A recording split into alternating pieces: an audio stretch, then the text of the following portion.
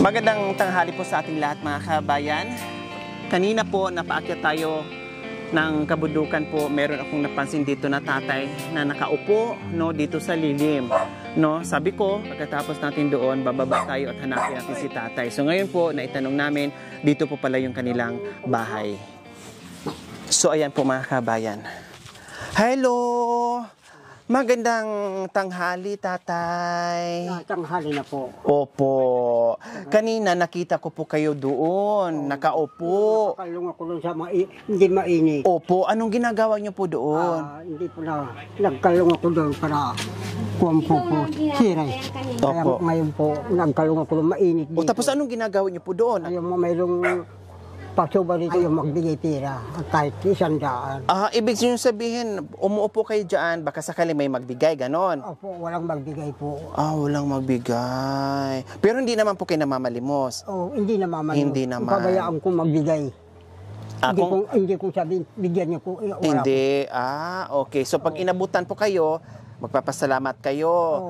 Po. Baka sakaling mayroong magbigay sa inyo, kaya nandoon po kayo. Opo, sir.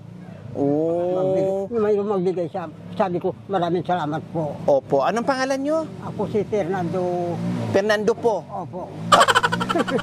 Nabuhay si Fernando po. Ilang taon na po kayo, tatay, Fernando? Nung nag-umpisa yung Amerikanong labanan, gapang-gapang na po. Wow! Kundi nasa mga 80 o 90 na kayo? Opo. O mga 90? Opo. Sabi na mga ibang taga, katibay mo.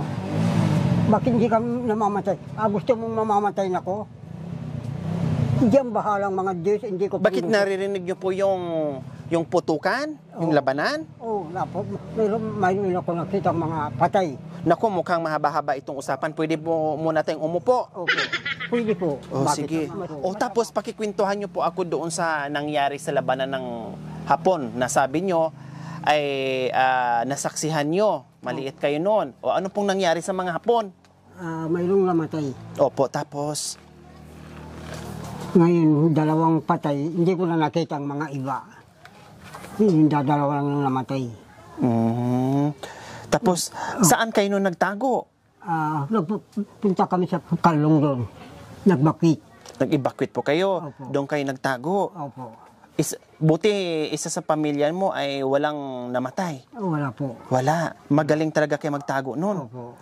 Kumusta naman Tatay Fernando? Kasi magtanghalian na. Ano bang tanghalian natin dyan? Anong makakain natin?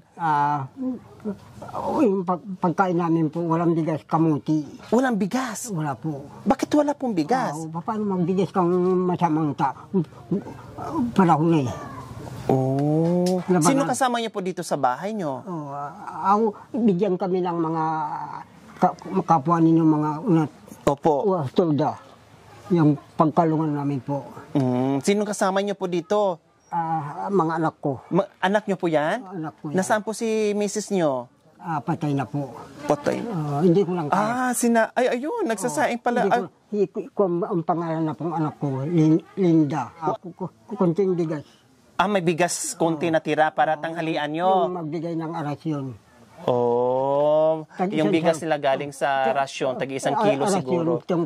Tag-isang pati sa akin. Opo. So yun yung sinasaing ng anak nyo. Okay, dito tayo, tingnan natin yung sinasaing. Hello! Kayo yung anak ni Tatay Fernando? Opo. Panganay po. Panganay na anak. Ilang taon na po kayo?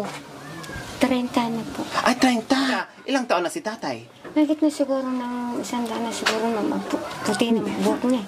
May higit na 100 kasi puti Yung na yung panahon buhok. ng hapon, wala pa yung anak ko. Opo, maliit pa kayo. Wala ko pang asawa. Opo.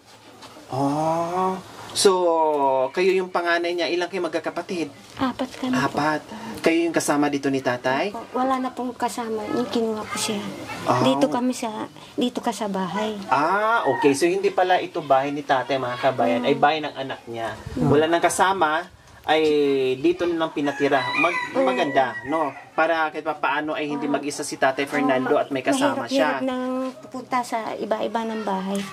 Bakit pupunta siya sa iba-ibang bahay? Hindi, ayaw ko pupunta sa Wow, ang bait naman ni ate. Ayaw niyang pumunta o tumira sa ibang bahay o mag-isa Oo. na tumira si Tatay Fernando. Gusto Saan pong niya. maghanap sa kanyang pagkain, hindi siya uuwi sa akin. Matanda na kasi. Wow. Wala na maghanap ng buhay niya. Tama. Ang bait niyong anak. No? Isa kayong dakilang anak sa magulang niyo na talagang nakikita mo kung paano pag nag-isa siya, paano wala na maghanap buhay, no, paano sino magpakain sa kanya, kaya kinupkup nyo na lang Opo. para may kasama siya at kayo na bahala magpakain sa Opo. kanya. O ano naman ang sasaingin nyo? Gabi po. Gabi. Anong pangalan nyo? Linda po. Linda. Gabi na may anong tawag niyan? Sayute? Sa waiting. Gabi na may mga kabayan. Oh, ayan. Ayan, gabi na may sayute. Akala ko papaya. At ito yung magiging tanghalian nila, mga kabayan. Wala kayong bigas? Wala po. Mamaya pa. Mamaya pang hapon. Yung mister mo. Opo, yung ubi namin kung ibenta. Mamaya pa makabili ng bigas kasi kailangan mo nang makabenta ng ube para may pambili ng bigas. So ito muna ang tanghalian nyo, gabi at sayuti. Ito pong papakain ko sa mga bata ko dahil wala kami pong bigas. Mamaya pa darating yung pong magbili ng ubi namin po. Yung anak nyo, bakit saan ngayon? Nag-aaral po. Nag-aral. So bali uuwi sila mamayang tanghalian. Ito yung kakainin nila bago sila babalik ng school ulit. Opo. Oh my God. mga Kanina po kabayan. umaga is kalahati ng bigas. Binigyan ko siya ng kalahati na sa pagkain na sa eskwela. Kunting-kunti Opo. para magkalaman yung tiyan niya. Opo. Mamaya pa siya uuwi. So, bago pumasok, kaninang umaga, nagluto kayo ng bigas, may kanin, at kunting kinain. Uuwi mamaya, ito yung magiging Hindi tanghalian kami niya. pala nanghali. Hindi kami po kumain ni tatay ko.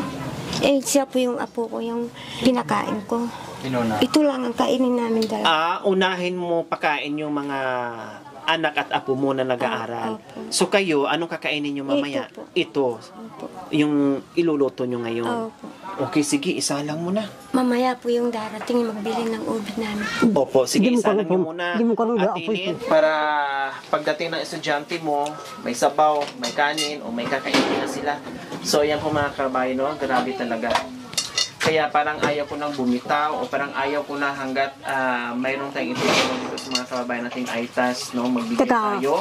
Anong Magbigay. dadaan? Nandito pa rin tayo, hindi napapagod yung buong team dahil nakita natin sila, mga kabayan, kung gaano kahirap yung buhay nila. Madalas, ito yung nadadatnan natin mga kabayan, ito yung mga pagkain nila. Sobrang nakakaawa yung mga kababayan nating ITAS.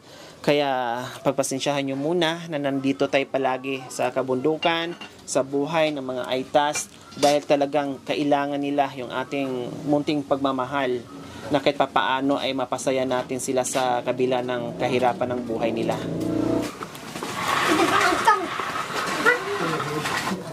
So ayan po mga kabayan, habang nagaantay sa niluluto nila, siyempre tuking-tuking muna kami ni Tatay Fernando. So, dati po pala Tatay Fernando, saan po kayo nakatira? Saan po ang bahay nyo? Sa malayo? Malayo. Doon sa Post Miami. Sino pong kasama mo po doon? Si nanay noon, nung buhay nanay ko. pa. Patay na yung nanay ko. Opo. Ako na lang po natira.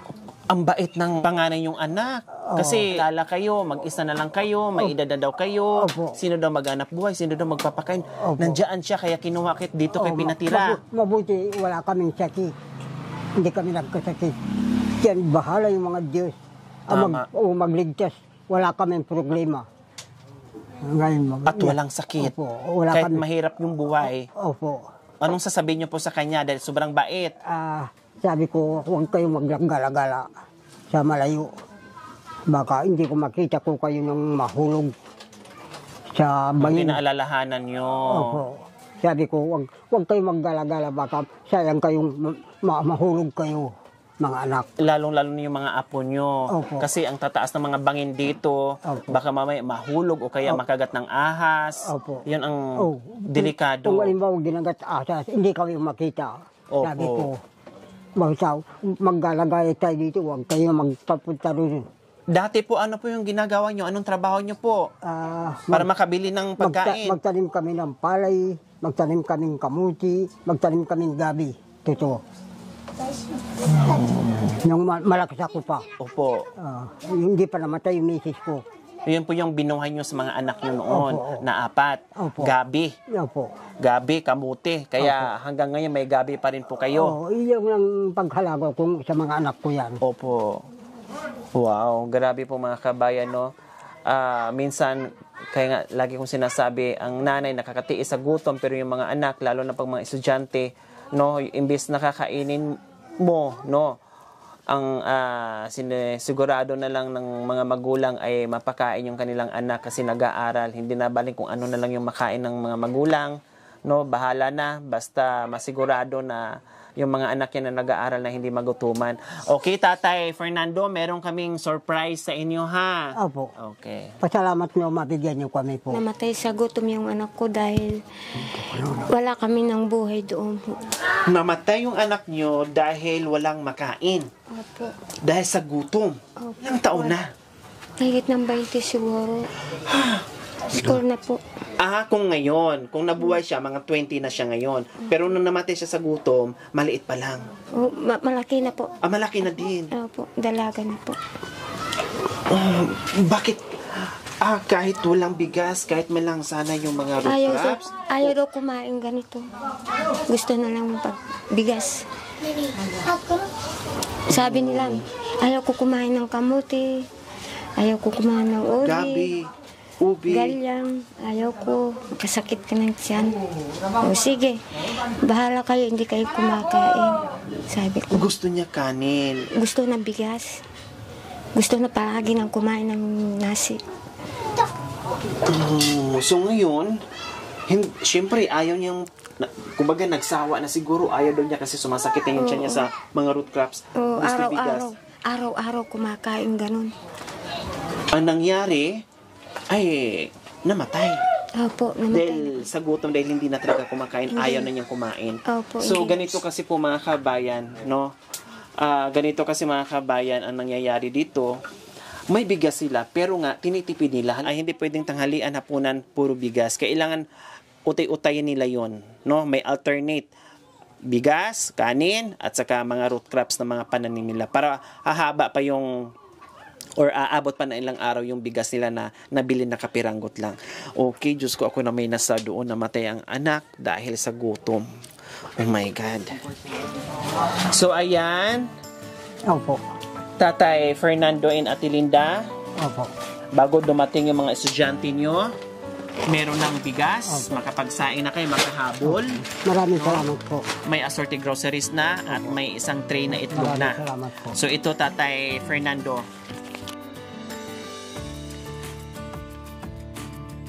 Hindi, ibigay ko na lang sa tatay ko. Ayaw na kanu. Maaway sa akin yung kanu, sire. Maaway sa akin matanda na. Grabe no mga kabayan. Ibigyan niyo yung 500. Ito po, kainin namin po. Pero binabalik ni ate sa kanya na lang daw kasi may edad na siya. Alam mo yun, nakita mo talaga yung pagmamahalan nila bilang isang pamilya na yung ayaw magutom, no? Laging iniisip yung tatay niya, yung anak naman iniisip niya yung mga anak niya, yung gano'n. Kumbaga palitan, give and take sila, nagmamahalan silang mag-aama. Bahala na po kayo dyan, tatay, no? Kung saan yung binigay, agad, pag abot ko, at inabot mo rin kaagad doon sa anak nyo, bahala na kayo. Ang sabi naman ng anak nyo, okay lang, ito na lang daw, kasi dito naman daw sila kumakain. So, bahala na kayo. Pwede naman kayo magpabili ng ulam na utusan nyo po siya. No? Kung ayaw niyang tumanggap ng pera, so pwede kayo magpautos kung anong gusto nyong ulam. Mga talapia kung ibigay nilang magtitinda galing sa pura. Wow, yun ang gusto nyo mama yung ulamin. Kasi bangus. Bangus naman. Bangos. O tilapia, bangos. O Okay. tilapia ngayon, bukas bangos. Opo. Anong gusto nyo? May sabaw o yung inihaw? Hindi po. Sariwa po. Sariwa. Kami nang bahalang magkuhan O anong gustong luto nyo? Yung kaliskis po, alisin pa. Ilaga. Alisin pa yung kaliskis bago kuhan rin sa kalira. May sabaw. Opo. Para masarap ang kain. Opo. Para masarap yung pagsabaw. Tama ang pagkain. Salamat po, nabigyan niyo kami po. Dahil muna wala na akong kayang maghanap ng buhay. Salamat po, Panginoon. Ikaw ang nagbigay sa amin ng tulong. Kapay ulat, kapay. Maraming salamat po sa walang sawang pagmamahal, Ma'am Linda Stain. Maraming salamat po sa inyong ganito ang puso. Nawa ipagpalain tayo ng Panginoong Diyos. Araw-araw nawa ibigyan tayo ng kalakasan ng katawan sa araw-araw. Nawa ibigyan tayo ng mahabang buhay. Pang sa ganun, marami pa tayong mapasaya ng mga katutubo nating aitas. So mga kabayan, huwag niyo pong kalimutan, pakishare, subscribe sa aking YouTube channel, Lori Aquino Talita. Maraming salamat po. God bless us all. Bye! Ay, tinago na pala ni tatay. Akala ko ano nangyari. Anong mga laman?